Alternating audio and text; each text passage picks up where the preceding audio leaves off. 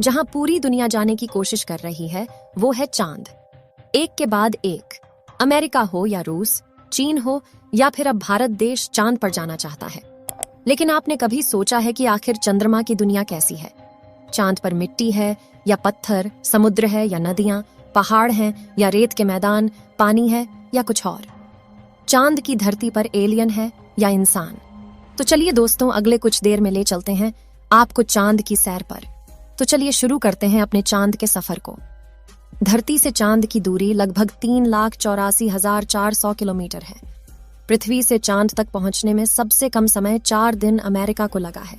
वहीं अगर हम चंद्रयान के रास्ते से चांद पर जाते हैं तो लगभग 40 दिन का समय लगेगा।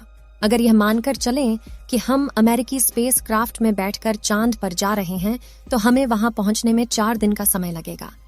4 दिन बाद हम चांद की जमीन पर होंगे। चांद की जमीन पर उतरने के बाद जो हमें सबसे पहले दिखेगा वो है चांद की जमीन। आपको चांद की जमीन ऊबड़ खाबड़ नजर आएगी। चांद की जमीन पर हर तरफ आपको बड़े बड़े गड्ढे दिखाई देंगे।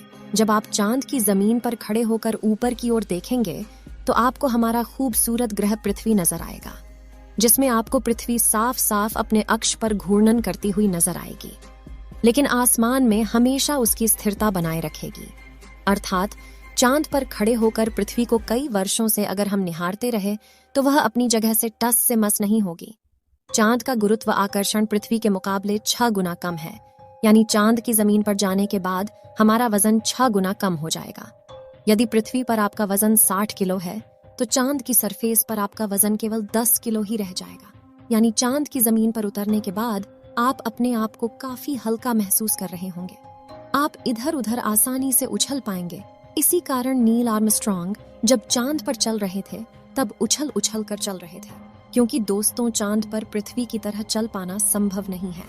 चांद की सतह पर नील आर्मस्ट्रॉन्ग और उनके साथियों के कदमों के निशान आज भी मौजूद हैं, क्योंकि वहां पर हवा न होने की वजह से वह निशान मिटा नहीं है। फिर थोड़ा चलने के बाद जब आप चांद पर इधर उधर देखोगे तो आपको बहुत सारा कचरा पेपर, बहुत सारे क्षतिग्रस्त सैटेलाइट और बैग्स मिलेंगे। ये सारा कचरा हम इंसान ने ही फैलाया है। ये कचरा इतना ज्यादा है कि 5 ट्रक भर सकते हैं। चांद पर कचरा और ये पेपर अंतरिक्ष यात्रियों ने फेंके थे, जिसमें उनकी मानव मूत्र और उल्टियां हैं। अब आप चांद की जमीन पर खड़े हैं तो आपको सबसे ज्यादा खतरा आसमानी मौत का है। चांद का गुरुत्व आकर्षण कम होने की वजह से इसके पास कोई भी वायुमंडल मौजूद नहीं है। वायुमंडल की नामौजूदगी के कारण वहां पर रहने वालों के लिए उल्का पिंड से मरने का खतरा लगातार बना रहता है। यानी आप चांद पर खड़े हैं और पता नहीं कब एक बड़ा पत्थर आसमान से गिरकर आएगा और आपकी मौत वहीं पर हो जाएगी। यही वजह है पृथ्वी से देखने पर जो चांद पर काले धब्बे दिखाई देते हैं, असल में वे धब्बे नहीं, गड्ढे हैं। जहां पर सूर्य की रोशनी नहीं पहुंच पाने की वजह से वो धब्बे नजर आते हैं। सूर्य के बाद आसमान में सबसे ज्यादा चमकने वाली अगर कोई चीज है तो वो है चंद्रमा। जब हम पृथ्वी से आसमान की तरफ देखते हैं तो हमें नीला दिखाई देता है, लेकिन जब चांद से आसमान की तरफ देखेंगे तो हमें नीला नहीं बल्कि काला दिखाई देगा। यानी आप जब भी ऊपर आसमान की तरफ देखेंगे तो आपको लगेगा कि आप काले आसमान की दुनिया में आ गए हैं। अब चांद पर खड़े होकर आप बहुत बोरिंग फील कर रहे हैं और हम मजाक नहीं कर रहे।